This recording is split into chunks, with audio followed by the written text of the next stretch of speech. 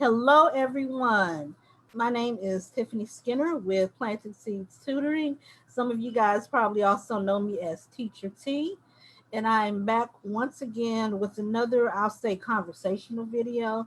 And it is just great being back here with you.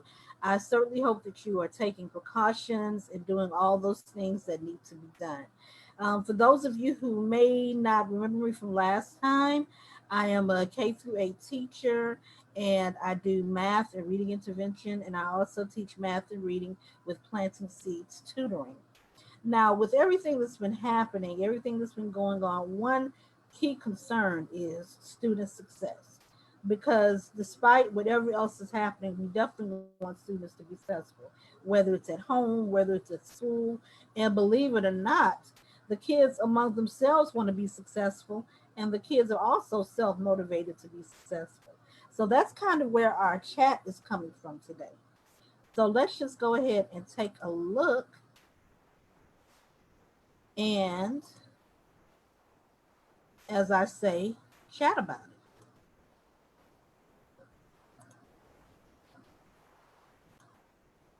So, sound structured student, pillars for building a successful student. Now, just like to build any type of building or to have any kind of strong building, you have to have pillars. You have to have those things that hold them up. Well, that's the same thing with the student. A fundamental truth: it takes a village to raise a child. I don't know if some of you may or may not have heard that phrase before, but that is definitely a fundamental truth. It takes a village to raise a child. Just like it takes more than one set of experts to build a strong home, it takes a group of people to come together and build a child. Now, who is that village?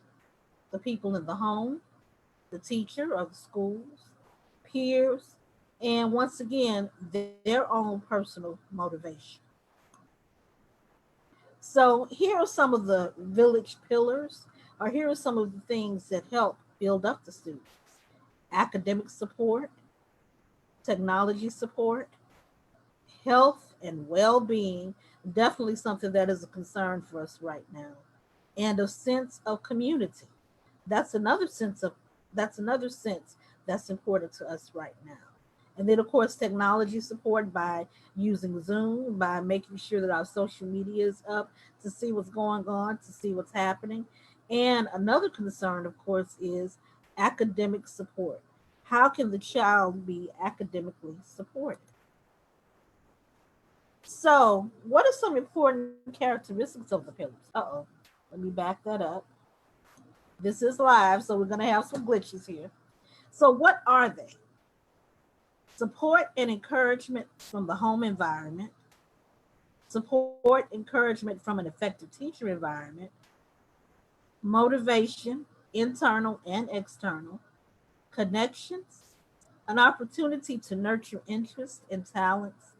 And I put an asterisk by here because something that's very important is to provide that guidance, to provide that blueprint, which is the table that goes along with the pillars. Now, notice that I put these here: support and encouragement in red. Now, that's not just because it looks good or because I like how it looks, although I do like how it looks. That's just the icing on the cake. But the thing is to show how paramount that it is to have support and encouragement to come from the environment at home and to come from the environment at school. Now, a lot of that, or part of success, comes from meeting needs, making sure that needs are met. Because in the home environment, you want to meet those physical needs, you want to meet those safety needs and spiritual needs. And in school, we're trying to meet the academic needs, but there are social needs that come together as well. Let's just take a look at what old Maslow was talking about here. Physiological needs: breathing, food, water, shelter, clothing, and sleep. Those are some of the things, and as you can see, that is the foundation right at the beginning. Because how can a child focus if they're not properly nourished? How can they focus to pay attention if they haven't got enough sleep? And then, of course, how can they be safe in an environment if there may be some issues with breathing or if they may be sick? And once again, that's something that we're dealing with right now. That is some concern from our education agencies, that is concern from the parents, and to a certain extent, a concern among the students because they want to know, when I send my child back in August, are they going to be safe? Are their needs going to be met? Which leads us to the second part, health. Oh my goodness. How important is health right about now? Definitely. Employment, that's definitely important. A lot of us are working from home now, and that's an important. Family and social stability, and of course, property. So as you can see, these are two basic needs. And unfortunately, sometimes students do struggle with this part. And there are sometimes when adults and parents struggle with this part. So a lot of times the focus is right here. So there are many times when, okay, if maybe they're not interested in how cute the classroom looks, or if they're not interested in some of the stuff that's going on, maybe it's because some of these needs may not have been met. And that occurs with us as adults as well. I mean, think about it. There are times when maybe you haven't gotten all the sleep that you should, and does it show up? Oh yeah. There are times when, hey, you may have worked most of the morning and you stop and say, oh man, I need something to eat before I do anything else. That happens. And then with it being the summertime, we definitely need water and hydration. But then comes those internal needs, the friendship, love, family, sense of connection, self esteem, confidence, achievement, definitely important. And then, of course, the last part, morality, creativity, acceptance, experience, purpose, meaning, and inner potential. And sometimes this is where social issues come into play, being concerned about others. Now, here's a quote from Eric Thomas that I love. It says, desire and imagination have the potential to position a person to greatness. And that's the key thing. That's the reason why, if the child doesn't get breakfast at home, they're going to get it at school. That's why, if there's something missing, then the school comes to try and help meet that need, because we're trying to dig into that desire, imagination, and potential, because that's what we need to do, that's what we want to do, and guess what, that's what we're looking to do, because once that happens, you will have a student that is successful. Now let's talk about the home pillar for just a moment. The home is the beginning of meeting the basic needs and building on the pillars of student success. Now, notice the key words that I've said: beginning, basic, and building. So that means that is just the start. That is just where it begins, to make sure that the needs are met and to make sure that that student is supported. When a student's basic needs are met, and you see my pyramid here, there is opportunity to focus and build on the pyramids of meeting needs. So here it is. If you know that that child's basic needs are being met, they have a home environment that is safe, and not just physically safe, but emotionally safe. Um, let's see, ecologically safe in a lot of ways, and just socially safe, in a place where they know that they can talk, they can converse, they can confide in the other person. When you have that safety, then you're able to think on other things. Because once again, those basic needs are the foundation. But again, I said beginning. So that's just the beginning, because it can't just be at the home. That's a lot of where it starts. And then that's where the school pillar comes in. And the person that your child spends the most time with, typically during the day, is their teacher. So here's some characteristics. Number one, organization and planning. That is paramount. I have a colleague that says if you don't have a plan for your students, they will have a plan for you. And that is so, so true. Filling in that void will be a part of what their responsibility, because they want to learn. They want to find out what's going to help them. But there's organization and there's planning. The second part, motivation for students. In other words, motivating them because they want to know, hey, what's in it for me? What am I going to get out of this? How am I going to connect to it? To see, okay, do I want to just get a grade or not make the teacher mad? Or do I really want to learn what is happening and what is going on? And a lot of times that goes back to the organization and planning. But then here's another part of effective teaching, the opportunity for independent practice. In your typical lesson cycle, you will have what is called the warm up, you will have the objective stated, modeling, then you will have the guided practice where you're guiding that student, but then there is the independent practice. And that's definitely another motivation for the students. Once again, we go back to this with motivation because they want to be able to show, okay, hey, I understand this. I can do this myself. You want that opportunity for them so that you can scaffold, so that you can see where you need to take the student from here to here.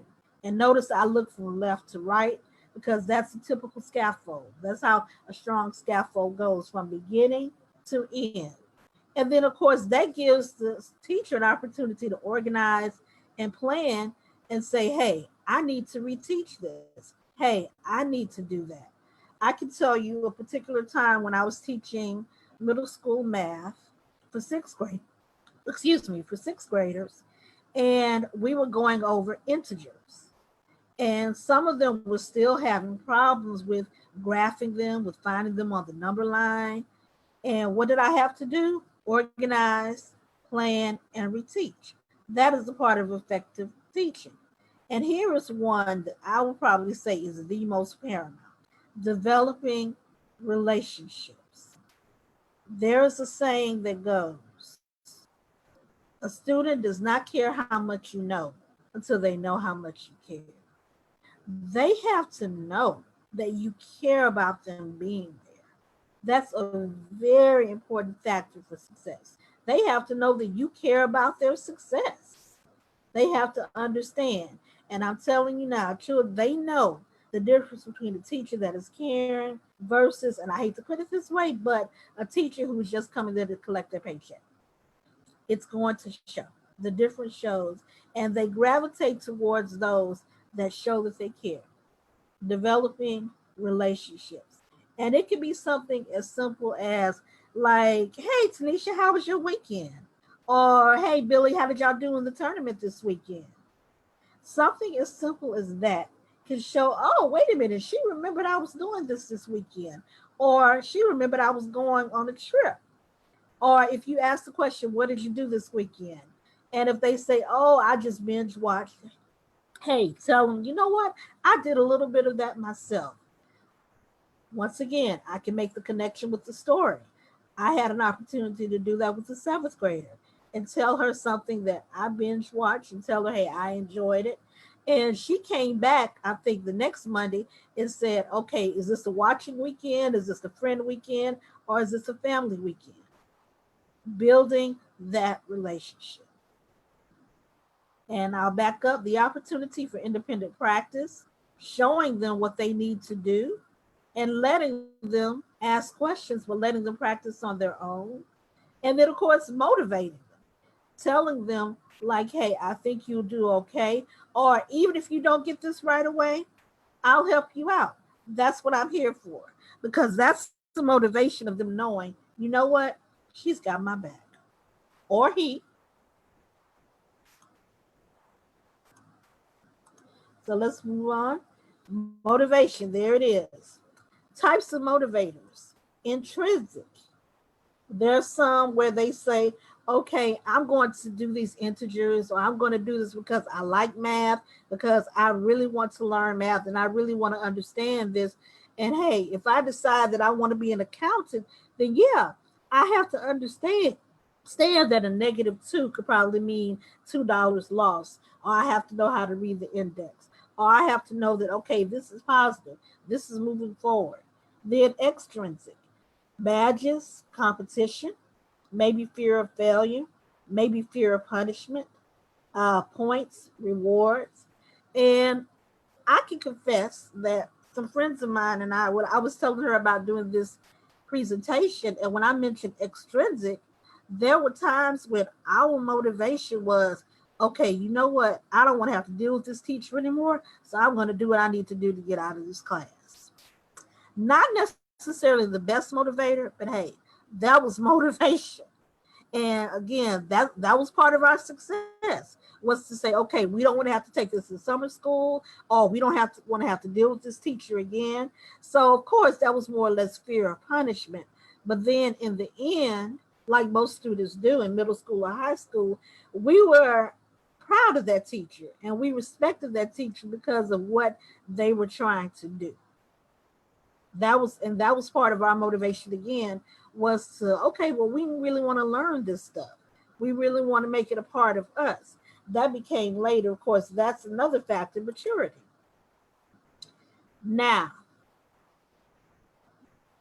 I do have to share this with you guys because I love sharing and I definitely love making connections. I call it the cleaning up story. And one of my chores on Saturday, and I'm going to kind of give my age away a little bit here, but part of my Saturdays were enjoying cartoons, cereal, watching American Bandstand, and Soul Train. Don't try to guess how old I am, but just say that I understood that part, okay? But part of my motivation to be able to get to do those cool things was cleaning up, because that was a part of my chore. And also because I did not want my mother fussing at me. And I hate to say it, but it is a truth that sometimes the motivation for most students or most children is they don't want to be fussed at. And you know what? We still have that as adults, don't we? It's like, oh Lord, I don't want this person calling me into this office again. If I get one more email from this person, sometimes that's our motivation, y'all. So there's nothing really wrong with extrinsic motivation, but the intrinsic, that is where the growth and our key word today, success, comes in. So here's some of the motivations that I had to clean up. Well, one, making people happy or making the person happy. But then as well, I got a little bit older, being able to attend an event, being able to go to someone's birthday party, because sometimes the birthday parties were on Saturdays. And then sometimes maybe if the friends were going to come over and have lunch, I wanted to impress them. I wanted them to see, hey, I can clean this room. I can make this area look good. And then little by little, things became more intrinsic. To say, hey, I like how this room looks when it's clean. I like how it comes together. And then being organized and being less stressed. Because now, if we don't have soda cans and paper plates all over the place, and if the floor is vacuumed and everything else, if I go to make another sandwich or something, I have a clean spot to sit in, or I have a clean area where I can come and sit. And then, of course, clear thoughts, clear mind, and then just liking the look and the smell of a clean area. So you notice how my motivation became less extrinsic and more intrinsic. The same thing happens with students. The same thing happens. Now, once again, is there anything wrong with the stickers, with the emojis, with having the students to win the prizes? Of course not. Because once again, as adults, we like doing that. Hey, take a survey, get a gift card, or hey, act on this, you'll get 20 to 30% off. And that's definitely, especially now, an excellent motivator for wanting to save money. So that's definitely a good thing for us as adults. But guess what? Students have that as well. And then sometimes they want to be motivated, like, wait a minute, I want to become a writer. So I think, yeah, I need to learn this grammar stuff. Or, okay, if I want to be a gamer, yeah, I have to know story sequences. I have to understand that. Or, hmm, if I want to work at NASA, I better get this math together. I better understand this science, or I better understand this vocabulary. So now the motivation becomes more intrinsic and less extrinsic. So now let's take a look at some of the questions and some of the connections that maybe some students can ask, and maybe adults as well. Do I feel safe? And that's definitely a key one that we have now. Are you feeling safe? Health and well being. Do the adults around me care about me? Health and well being. Do my peers care about me? Do I have friends that are always getting me in trouble, that are always getting me grounded? Or do I have peers that are going to encourage me to do what I need to do? And once again, that comes from the parental influence about choosing your friends wisely. As my grandmother always said, be careful about the company that you keep. And that is definitely wisdom that sticks with me to this day. I'm very, very careful about the company that I keep because I want that iron sharpening me. But once again, that's an intrinsic motivator. And as students mature, that's going to happen. Do teachers care about me? Or do they care about what I learn? Academic support. So that's academic support and your health and well being. Are they making sure that I'm learning? Again, academic support, health and well being, and not just physical health, but social health, emotional health, mental health. If someone is doing poorly in the classroom, then are you motivating them by saying, or are you going to support them by saying, okay, I see what you're doing here. This is where you need to slow down. There have been many times in tutoring sessions when I've spoken with students and I've encouraged them and I say, okay, well, you're doing so wonderfully on these consonants, but now we're going to work a little bit more on these vowels. But I would never do it in front of their parents or siblings, but I would talk to them one on one. But also, I was very specific, setting a specific goal. So once we set that goal, that showed that, hey, I'm concerned about their learning. Because once again, oh, wait a minute, this teacher is paying attention to me. So, yeah, that's part of my what? Motivation. And then how much do I care about myself? And do I have the tools that I need? That technology support. Now, unfortunately, again, as we address these times, there are some students that may not have access to a computer. There are some students that may only be able to use their parents' phone or maybe one iPad. But yet and still, again, that support that comes to make sure that they're doing what they need to do in order to be successful. There has been one student that has said, okay, well, this is the block of time because this is his time to use the iPad. This is his time to do his learning. So I respect that and I do the best that I can with that time because I want that child to be successful and so does the parent. So that's that technology support as well.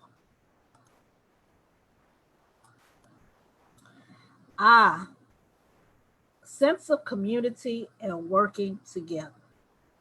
No one entity can do it alone. The teachers can't do it alone. The parents can't do it alone. Even the person's peers can't do it alone. And even as independent as the student may become, they can't do it by themselves. Because no man, no woman, no child is an island. So this was a wordle that I saw, which I loved. I just simply typed in the word community.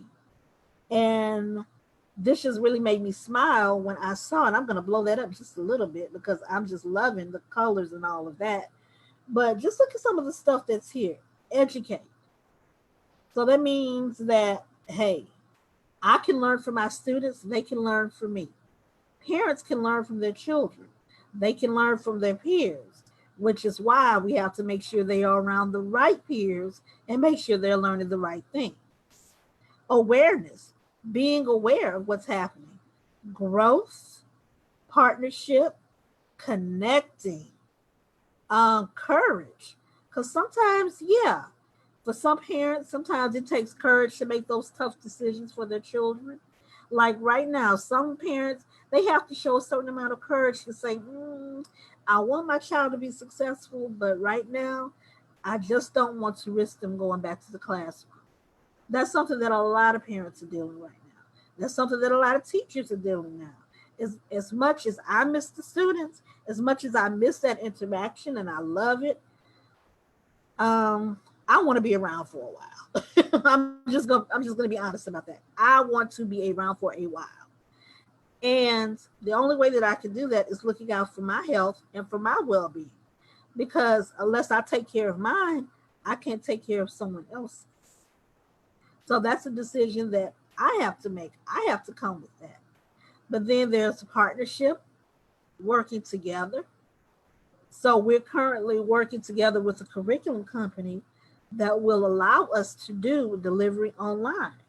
Because again, that's a change that has to be made. We have to discover, become involved, and we still want to connect with the students. There's possibilities. And then I see passion right here, being passionate about teaching, making sure that the student is passionate about learning.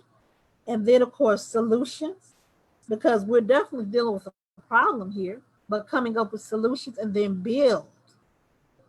building relationships, building good communities, and also building good learning within that student.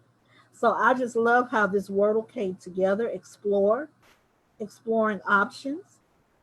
Just like sometimes the parents may have to explore different ways to talk to their children or different ways to help their children. I know a lot of parents went online because they needed to explore ways to keep their children on track. Or sometimes they went exploring to different companies like Planting Seeds Tutoring to see, well, how can I get help for my child because I want them to be successful? Oh, and look right here, success. And then cheer. And that goes back to encouragement and support. We have to encourage and support one another. That is just key. And then partnership and together. And then again, connect. So let me bring this down just a little bit here. So let's go ahead and back up here to where I was.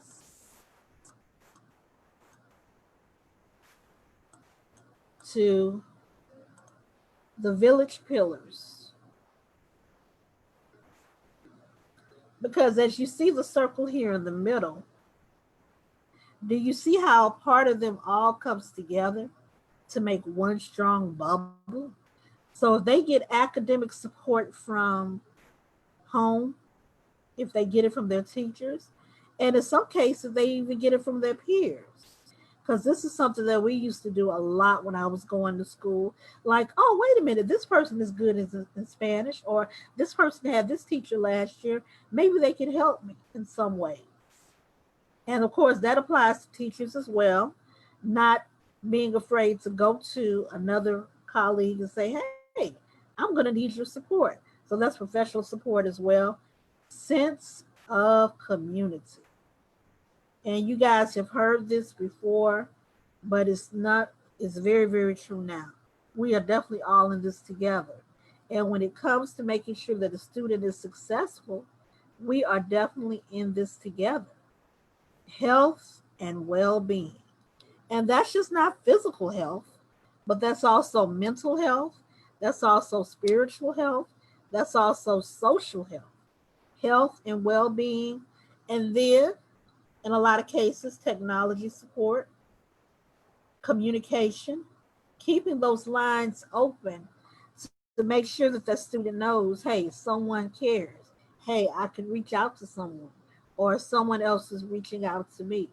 And all of these things come together to have a successful student. So, once again, I definitely want to thank you for tuning in, for listening. If there are any questions or any comments that you have, please feel free to put them in the comments section. Please feel free to like, definitely. But it has been a pleasure once again to bring you another Facebook Live. I definitely hope to see you soon. As always, take those precautions. Definitely do what you can to make those good choices. And also take the same steps that we at Planting Seeds Tutoring do, because we believe in those pillars. We believe in giving the students support. We believe in making sure that the needs are met. We make accommodations when the needs may not be met. We also work with the parents. We definitely believe in that. That's definitely something that we are huge on. And then we definitely care about the health and well being of the other staff members. And we definitely care about the health and well being of the students. There are times when I'll send a text like, hey, how is this person doing? How is this person feeling? What's happening? What's going on? And little things like that build relationships, and things like that help keep students successful. And so, if you are interested, you can go to the website. There still are summer small group sessions that are going on. I specifically teach the elementary math and the phonics and the spelling. So you can enter my referral code 2020. Please don't, I'm sorry, Tiffany 2020. So do not be afraid to do that. But once again, it has been a pleasure. If you have any questions or comments or like, please feel free to do that. And hopefully, I will see you all soon.